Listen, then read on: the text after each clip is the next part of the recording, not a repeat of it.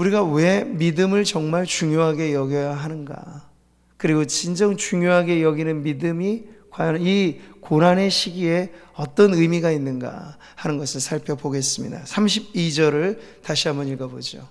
전날에 너희가 빛을 받은 후에 고난의 큰 싸움을 견디어낸 것을 생각하라. 지금 히브리서가 쓰여질 당시의 시대, 이 편지를 받을 초대교회 성도들은 밖으로는 교회를 박해하고 핍박하는 거센 혹독한 고난과 안으로는 그 신앙을 저버리고 이탈하는 이 배교라고 하는 문제 속에 안팎의 문제가 에워싸여 있는 그런 시기였습니다. 이런 시대를 살아가는 교회와 성도들에게 히브리서는 이 배교에 관한 아주 엄중한 경고를 합니다. 주를 모른다 떠나가는 인생들에게 놓여져 있는 하나님의 심판에 관해서 경고를 하는 거죠. 이렇게 우리 같이 읽어보겠습니다. 우리가 진리를 아는 지식을 받은 후 짐짓 죄를 범한 즉 다시 속죄하는 제사가 없고, 여러분 여기서 말하는 죄라고 하는 건 일반의 여러 가지 많은 죄들을 말하는 것이 아니고 배교에 관한 죄예요. 주를 모른다 배신하고 부인하고 아예 세상으로 떠나가 버리는 그런 인생들에게 향한 경고의 메시지죠. 자, 이런 경고에 이어서 오늘 본 단락은 이제 조금 더 적극적으로 신앙을 지킬 것에 대한 권면으로 이어가는데, 이때 히브리서 기자가 먼저 강조하는 것은 무엇이냐? 과거를 잊지 말라, 이거예요. 우리 말씀 읽어보죠. 옛날을 기억하라. 역대 연대를 생각하라. 내 아버지에게 물으라. 그가 내게 설명할 것이요 내 어른들에게 물으라. 그들이 내게 말하리로다. 지금 주의 종 모세는 가나안을 앞두고 있는 신세대, 다음 세대에게 이 말씀을 주면서 출애굽을 잊지 말라, 고난의 40년 광야를 잊지 말라, 그 세대를 거쳐왔던 신앙의 선배들에게 물어보라 라고 지금 가르쳐주고 있는 거죠. 온고지신이라는 건 일반의 모든 사람들도 귀중하게 여기는 인생의 지혜 아닙니까? 옛 것을 익혀 새 것을 배운다. 근데 우리 신앙의 지혜는 바로 이런 것입니다. 이전에 행하셨던 변함없는 하나님의 역사를 우리가 잊지 않고, 내 삶의 지금이 전부가 아니잖아요. 우리는 살아온 이력이 있고 인생의 나이테라는 것이 있습니다. 그럴 때 고난의 현장에 함께 하셨던 하나님을 잊지 않는다면 지금 현재의 고난은 바로 그 기억이 담보가 되어서 믿음의 자산과 유산을 가지고 이겨낼 수 있다. 이런 차원에서 지금 과거의 회상을 꺼내고 있는 것입니다. 자, 성도들이 신앙에 입문한 이후에 받았던 그 문제에 관해서 지금 히브리서는 고난의 큰 싸움이라고 표현하고 있죠. 자, 이 큰 싸움이라고 했을 때 싸움은 당시 고대의 운동 경기를 가리키는 단어입니다. 뭐 레슬링이라든지 마라톤이라든지 힘겨운 운동 경기를 하듯이 고난이라고 하는 그것에 크게 영광스러운 흔적을 남기면서 버티고 견디고 이겨냈던 그 신앙의 흔적을 말해주는 거죠. 혹은 비방과 환난으로서 사람에게 구경거리가 되었던 그들의 직접적인 경험과 너희 소유를 빼앗기는 것도 기쁘게 당한 것, 그러니까 예수 믿음으로 인한 불이익을 많이 초대교회 성도들은 받았는데 심지어 물질적인 부분에서도 손실과 박탈, 이런 어려운 문제를 겪었던 경험을 지금 말해주고 있습니다. 이게 바로 고난의 큰 싸움의 경험인 것이죠. 뿐만 아니에요, 자기 자신의 직접 경험뿐만 아니라 가까이 있는 성도들이 겪었던 그 어려움도 역시나 그들이 잊지 말아야 될 고난의 흔적인데, 이 말씀을 같이 읽어볼까요?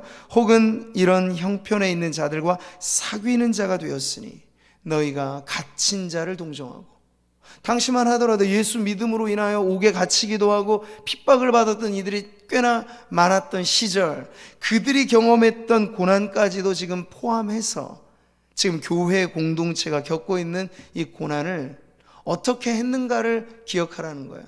근데 어떻게 했다는 말인가요? 그걸 견뎌냈다는 거죠. 인생의 혹한기를 잘 견뎌내 왔던 것이 여러분이니, 그러니 지금 겪고 있는 현재의 고난도 여러분은 겪어낼 수 있습니다. 지금 이 말씀을 전하는 거예요. 그래서 이 과거의 경험을 담보로 한 그 신앙으로 그는 이 히브리서 기자가 권면하는 건 이런 말씀이에요. 그러므로 너희 담대함을 버리지 말라. 우리가 두 번째 내용으로 살펴보는 건 이 고난의 시기에 기억해야 할 과거의 흔적, 그 다음에 바로 이 내용이죠. 고난의 시기에 지켜야 할 것. 첫 번째는 담대함입니다. 담대함은 무엇입니까? 당시 기독교가 소수였고 예수 믿음이 박해의 이유가 되었던 그 환경 속에 나 예수 믿는 사람이요 라고 말하는 공개적인 신앙 고백이 담대함을 요구한단 말이에요. 근데 그 담대함을 잊어버리지 말라는 거예요. 조금 어려움이 왔다고 신앙을 숨기지 말라는 거예요. 예수 믿는다는 자신의 정체성을 감추지 말라는 거예요. 그게 바로 담대함인 거죠. 자, 또 하나, 이 고난의 시기에 지켜야 할 것을 인내로 말합니다. 너희에게 인내가 필요함을. 인내가 너무나 절실하게 필요하다는 얘기죠. 그래서 여러분, 이 두 단어, 담대함과 인내, 이것은 고난의 시기를 지나가는 성도들에게 매우 귀중한 신앙의 자산인 것입니다. 자, 말씀은 담대함과 인내를 통해 성도들이 매우 귀한 것을 얻을 수 있다는 걸 두 구절에서 말씀하는데 같이 읽어보죠. 이것이 큰 상을 얻게 하느니라. 담대함이 말이에요. 또 너희가 하나님의 뜻을 행한 후에 약속하신 것을 받기 위함이라. 인내를 통과했을 때 바로 하나님의 약속하신 복을 누리게 된다는 말씀이죠. 자, 근데 이것을 촉구하고 권면하는 이유는 뭘까? 그 반대편에서 담대함을 지키기가 매우 어려웠기 때문에, 인내를 유지하는 것이 쉬운 일이 아니기 때문에 그랬다는 거죠. 현실적인 어려움이 생기는 겁니다. 신앙생활이 기득권을 얻게 되는 자리에, 그러니까 기독교 역사를 보면요, 313년 공인된 그 기독교 세계가 로마를 변화시켜 나갔다라고 하는 것은 양날의 검과 같은 것이에요. 그래서 신앙의 자유를 얻기도 했지만 교회는 급속하게 세속화되기도 하였습니다. 그러니까 예수 믿으면 높은 자리에 오르고 예수 믿으면 세상 성공을 얻는다라고 하는 등식이 성립되는 세계가 열려져 버리니까 신앙의 진위성과 상관없이 겉으로 보기에는 예수 믿노라 말하는 사람들이 우후죽순 생겨나게 되었던 시대이기도 하니까요. 근데 여러분, 고난의 풀무불 속에서 사실 신앙의 진짜 가짜는 판별되게 되어 있습니다. 담대함을 요구하는 신앙은 손실을 감내하는 신앙이에요. 담대함이 요구되어지는 신앙은 그에게 찾아오는 어떠한 실질적인 불이익을 견뎌내는 신앙이라는 이야기죠. 또 하나, 인내라고 하는 것은 매우 소중한 것인데, 인내를 온전히 이루라. 이는 온전하고 구비하여 조금도 부족함이 없게 함이라 라는 야고보서의 말씀처럼 인내라고 하는 건 아주 소중한 것인데, 그걸 지켜내기라 여간 어려운 것이 또 아닙니다. 여러분, 만약 우리가 당하는 고통이 지금 정말 힘든데 한 3일만 견디면 해결될 문제라는 종료 시점을 알고 여러분 고난을 받는다면 어떨까요? 자녀들 해병대 극기훈련 3박 4일 체험 캠프 보낼 때도 거기 가서 정말 죽어라, 이 훈련 받을 때 힘들긴 하죠. 그래도 3일만 버티면 출소니까, 나갈 수 있으니까, 퇴소니까 괜찮아, 견뎌낼 수 있는 거예요. 근데 고난이 어려운 건 뭐죠? 들어가는 입구는 분명한데 나가는 출구가 잘 안 보이는 게 고난의 특징이에요. 이 고난의 터널이 빨리 지날 것 같은데, 여러분 요즘 국내에도 터널이 길게 뚫린 데를 보면요, 거의 막 10km 가까이 터널이 뚫려져 있기도 하거든요. 빛이 안 보이는 거예요, 들어가게 되면. 이런 고난이 있을 때 인내라고 하는 건 결코 쉬운 문제는 아닐 것입니다. 그렇기 때문에 여러분, 담대함에 상급이 있는 것이고 인내에 하나님께서 약속하신 복이 있는 거죠. 그만큼 귀한 것이기 때문에. 여러분, 이 말씀 같이 읽어볼까요? 보라, 인내하는 자를 우리가 복되다 하나니 너희가 욥의 인내를 들었고 주께서 주신 결말을 보았거니와 주는 가장 자비하시고 긍휼히 여기시는 이시니라. 담대함과 인내, 그건 끝까지 가야만 그 끝자리에서 누리는 복을 얻을 수 있는 것이에요. 마라톤 선수가 여러분, 정말 숨이 마지막 꼭지까지 정말 차오르는 걸 다 참아내면서 마지막 결승 테이프를 끊을 때 그 환희감이란, 시작은 똑같이 했지만 중도에 낙오한 사람은 맛볼 수 없는 것 아니겠습니까? 담대함과 인내의 상급은 바로 그렇게 주어지는 것입니다. 시작할 때가 아니라 끝자리에서. 자, 이렇게 과거의 고난을 이겨냈던 경험을 자산으로, 또 앞으로 담대함과 인내의 끝에서 얻게 될 영광의 상급을 기대함으로, 이제 히브리서는 세 번째 단락의 중요한 내용을 가르치는 거죠. 고난을 이기는 믿음은 바로 현재 시점에서 빛을 발하는 것인데, 그 믿음이 무엇이냐를 이제 그는 구약의 몇몇 구절을 인용하면서 강조하고 있습니다.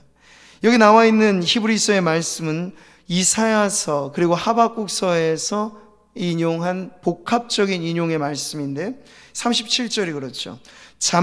잠시 잠깐 후면 오실 이가 오시리니 지체하지 아니하시리라. 자, 여기서 앞부분에 이 잠시 잠깐 후면 오실 이 부분은요, 이사야서에 나와 있는 이 말씀을 근거로 합니다. 같이 읽어보죠. 내 백성아 갈지어다. 내 밀실에 들어가서 내 문을 닫고 분노가 지나기까지 잠깐 숨을 지어다. 이 하나님께서 이사야에게 선포하게 하신 이 말씀, 앞으로 있게 될 그 땅의 심판, 이방인에 대한 하나님의 그 심판, 불신 세상에 대한 하나님의 심판의 때 매서운 불길 같은 심판이 있을 것이나 그것이 잠깐이면 지나갈 것이니 내 백성에게는 주님이 그 시간을 잘 견뎌내라고 말씀을 하실 때, 이 잠깐의 의미가 지금 히브리서에는 바로 앞부분에 인용이 된 거예요. 그 뒷부분은 하박국서의 말씀이 인용된 건데 바로 이 말씀이죠. 같이 읽겠습니다. 이 묵시는 정한 때가 있나니 그 종말이 속히 이르겠고 결코 거짓되지 아니하리라. 비록 더딜지라도 기다리라. 지체되지 않고 반드시 응하리라. 지체되지 않고 반드시 응하리니 기다리라고 하는 이 부분을 지금 37절은 인용하여서 표현하고 있는 것이죠. 이 두 구절이 한데 뭉쳐서 히브리서에서는 아주 중요한 의미를 갖게 되는데 바로 종말론적인 긴장을 갖게 한다는 거예요. 이 잠시 잠깐이겠지만 이게 성도들에게 있어서는 다 들어가는 불시험이 아무리 짧아도 그 고통의 농도가 짙으면 힘겨운 것인데, 그렇기 때문에 다시 잊지 말라고 가르쳐 주는 거, 그 잠시 잠깐이면 지나갈 것이니 견뎌라, 이겨라 라고 하는 그런 응원의 메시지로 주어지게 되는 것이에요. 여기서 우리는 고난을 이기는 믿음이 무엇인가를 배웁니다. 그것은 세상을 심판하시는 하나님께서 결코 지체하지 아니하실 것이다 하는 말씀이에요. 구약 성경의 기준으로 보면 메시아, 기름 부음을 받은 그리스도가 곧 오실이라고 하는 오실 예수 그리스도에 대한 기대이고, 신약 성경 오늘 히브리서의 위치에서 생각하는 기대는 뭔가요? 그분이 오셨고 이루셨고 부활 승천하셨는데 이제 남아있는 하나의 약속, 다시 오시리라. 그리스도의 재림에 대한 약속을 신약 성경은 갖게 되는 거죠. 이 두 가지 모두 우리로 하여금 그리스도의 고난에 초점을 맞출 때 성도들의 고난을 이기는 믿음이 거기서부터 만들어진다는 걸 가르쳐주고 있는 겁니다. 여러분, 우리는 승리할지도 모릅니다 이런 메시지가 아니에요. 복음은 그런 것이 아닙니다. 이미 그리스도 안에 우리는 승리했습니다. 2000년 갈보리 십자가 언덕 위에 죄와 사망과 마귀와 세상과 및 이 모든 것을 주님은 이기셨고 그 승리로서 우리를 구원해 내셨습니다. 그것이 바로 우리가 딛고 있는 이 믿음의 기초예요. 반석이에요. 뿐만 아니라 현재 고난 역시도 우리가 이것을 견뎌낼 수 있는 힘은 장차 오실 예수 그리스도와 함께 누리게 될 영광, 우리는 최후의 승리를 누릴 수 있습니다 라는 더 확실한 소망을 가르쳐 주는 것이기 때문에 우리는 그리스도의 초림과 그리스도의 재림 사이에서 이 승리를 선포할 수 있는 믿음의 백성들이라 하는 걸 가르쳐 주는 거죠. 세상을 이기는 승리가 무엇입니까? 이것이죠. 같이 읽어볼까요? 우리의 믿음이니라. 예수께서 하나님의 아들이심을 믿는 자가 아니면 세상을 이기는 자가 누구냐? 네, 세상과의 싸움에서 일대 승리를 가질 수 있는 건 육신의 힘이 아니고 조직의 힘이 아니고 우리의 방법의 힘이 아니고 오직 하나의 힘, 예수 믿음의 능력입니다. 왜냐하면 예수님께서 보라, 세상에서 너희가 환난을 당하나 내가 세상을 이기었노라. 평안하고 평안할지어다. 주님께서 말씀하신 건 바로 자신의 승리를 근거로 성도들에게 선사하시는 평강의 복인 것이죠. 자, 오늘 이 말씀, 히브리서는 하박국에 나와 있는 이 말씀이 바로 고난을 이기는 믿음이라는 걸 계속해서 강조하고 있습니다. 나의 의인은 믿음으로 말미암아 살리라. 또한 뒤로 물러가면 내 마음이 그를 기뻐하지 아니하리라 하셨느니라. 자, 이 말씀 하박국 2장 4절의 말씀에 대한 인용인데요, 이거 하박국서를 같이 한번 읽어보죠. 보라, 그의 마음은 교만하며 그 속에서 정직하지 못하나 의인은 그의 믿음으로 말미암아 살리라. 신약 성경이 하박국의 말씀을 인용했던 건 로마서, 갈라디아서 그리고 히브리서에서인데요, 각각의 강조점에 조금의 차이들이 있습니다. 바울로 말하자면 복음에 나타난 하나님의 의를 기준으로 해서 이 믿음이 이신칭의라, 믿음으로 말미암아 의롭다함을 받는다라고 하는 것에 강조를 두었다면, 히브리서 기자는 뭘 강조하는 걸까요? 의인은 고난의 때에도 믿음으로 말미암아 살아간다, 믿음으로 살아내는 삶의 강조점을 두고 있는 것입니다. 또한 뒤로 물러가면 내 마음이 그를 기뻐하지 아니하리라. 여러분, 앞에 우리가 읽은 이 하박국 말씀에는 사실 이 구절이 나와 있지 않은 것 같아요. 그런데 이 구절이 왜 인용이 된 것으로 여기 나와 있을까요? 지금 히브리서 기자가 사용하는 성경은 그 당시 기원전 3세기경의 구약 성경 히브리어를 그리스 문화권의 언어 그리스어로 번역했던 70인경이라고 하는 번역 성경이 대부분 보편적으로 읽혀졌던 성경이었습니다. 지금 저와 여러분이 개역개정이라는 한글 번역 성경을 보편적으로 사용하는 것처럼 당시 그리스 언어로 번역된 70인경은 모든 그리스도인들이 보편적으로 사용했던 성경인데, 그 70인경의 구절에서 보면 의역된 번역으로 이 내용이 그대로 들어가 있는 거예요. 그래서 지금 히브리서가 인용하는 성경은 그 70인경에 나와 있는 하박국 2장 4절의 말씀인데 그 뒷부분에 강조점이 있는 거죠. 또한 뒤로 물러가면 내 마음이 그를 기뻐하지 아니하리라. 바로 이 내용이에요. 여기서 강조되는 믿음은 무엇입니까? 오직 의인은 믿음으로 말미암아 살리라. 살아내는 힘, 이것을 지금 강조하는데, 그 믿음이란 다름 아니에요. 엄청난 압력으로 세상의 프레스가 우리를 밀고 올 때 뒤로 물러나는 것이 아니라 오히려 더 밀고 나갈 수 있는 전진하는 믿음을 지금 가르쳐주고 있는 거죠. 그래서 39절의 마지막 구절은 그 부분을 한 번 더 방점을 찍는 거예요. 같이 읽어보겠습니다. 우리는 뒤로 물러가 멸망할 자가 아니요 오직 영혼을 구원함에 이르는 믿음을 가진 자니라. 바로 이렇게 전진하는 신앙에 관해서 가르쳐주고 있습니다. 이게 이 고난을 이기는 믿음이라는 거예요. 사랑하는 성도 여러분, 우리의 대장 되신 예수 그리스도께서 돌격 앞으로 라는 구호의 명령을 내리시면 십자가 군병된 저와 여러분은 어떻게 해야 됩니까? 명령이 떨어지면 그 명령대로 나아가는 게 우리의 의무이겠죠. 요즘에야 현대 전쟁은 미사일 몇 방으로 오고 가면 끝나버릴 정도로 바뀌어진 이 워게임이라고도 말을 하는 그런 시대지만, 예전엔 안 그랬잖아요. 총칼로 싸웠던 백병전을 벌이면서 싸우는 그때는 아주 치열한 보병의 역할은 때로는 총알바지의 역할을 해야 할 때도 있었어요. 뻔히 가면 빗발치는 총탄에 죽을 수밖에 없는 걸 알아도 총사령관이 전진 앞으로 하면 군사된 자로서는 어떻게 해야 됩니까? 가야 하는 거죠. 그때 자기 한 몸 살겠다고 탈영해버리면 그는 불명예스러운 군인이 될 뿐이고 매우 위험한 결정을 한 것이라고 말할 수 있어요. 돌격 앞으로. 말하자면 주님은 이 말씀으로 우리에게 이렇게 도전하시는 거예요. 고난의 때는 뒷걸음질 칠 때가 아니고 오히려 평상시보다도 더 우리의 마음을 믿음으로 여미고 전진 앞으로. 그래서 이 명령을 받은 우리들은 복명복창을 하듯 전진 앞으로 이렇게 외치면서 나아가야 될 줄 믿습니다. 오늘 본문의 마지막 구절은 우리 자신을 살펴보게 하는 말씀이죠. 영혼을 구원함에 이르는 믿음을 가진 자, 신자. 근데 여러분, 신자의 사전적인 정의는 기독교만을 의미하지는 않아요.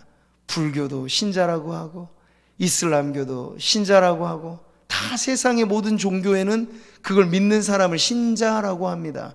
근데 여러분, 오늘 히브리서가 그리고 앞으로 우리가 살펴보게 될 그 믿음의 전당, 명예의 전당에 올라가 있는 우리 그 위대한 믿음의 사람들을 볼 때 이런저러한 종교의 귀한 믿음을 말해주는 사람이 아니고 오직 하나의 믿음, 앞서가신 예수 그리스도, 몸소 통과하신 그 고난으로 영광에 이르신 예수 그리스도를 믿는 자, 이게 바로 영혼을 구원함에 이르는 믿음이라고 말을 하는 것입니다. 그런 의미에서 기독교는 일반 종교의 범주에 속할 수 없다는 거예요. 자, 사랑하는 성도 여러분, 우리가 참된 믿음을 갖고 있는가? 언제나 우리 자신은 말씀 앞에 우리 스스로를 비추어 보고 점검을 해야 합니다. 실용적인 신앙을 성경은 가르쳐 주지 않아요. 언제나 지속적이고 떨어지지 않고 어둠 가운데 더 빛나는 신앙에 대해서 오늘 말씀은 우리에게 가르쳐 주고 있는 것이죠. 자, 이것이 바로 위기의 시대를 살아가고 흔들리는 세상 속에 우리가 붙잡아야 될 믿음입니다. 사랑하는 성도 여러분, 오늘 말씀 앞에 우리 자신을 비추어서 보면서 우리 안에 과연 이러한 믿음이 지금 있는가, 혹은 이 믿음이 지금 흔들거리고 있는 위태로운 지경에 있지는 않은가, 우리 자신을 점검해 보아야겠습니다. 하나님 앞에 서는 그 마지막 순간, 물질적인 손실은 그 순간에는 아무런 문제가 안 될 거라고 판별될 것입니다. 명예, 그 정도 실추된 거는 나중에 다 복구될 문제입니다. 하나님의 자녀로서 빛난 이름이 우리에게 있는 한 심판대 앞에서 이 모든 것은 손실이 아닐 것입니다. 그러나 믿음이 흔들리면 문제예요. 믿음에서 이탈하고 군대에서 탈영해버린 군사처럼 배교하고 흔들거린 믿음으로 떨어져 버리게 되면 심판 앞에 설 곳이 없는 거예요. 멸망의 구렁텅이에 어찌할 수밖에 없는 그런 운명이 돼버리게 되는 것이죠. 그러니 여러분, 이 시기에 우리가 더 붙잡아야 될 것은 믿음, 흔들리지 않는 믿음, 고난을 이기는 믿음이 된다는 것. 여러분, 잊지 마시고 오늘 이 말씀으로 다시 한번 앞으로 우리가 언제쯤 모를 이 고난의 터널이 통과될지 그 마지막 순간을 알지 못하지만 담대함을 가지고 끝까지 인내하는 믿음으로 하나님 앞에 힘써 나아가는 우리 모든 성도님들 되시기를 주님의 이름으로 축복합니다. 모든 염려 주께 말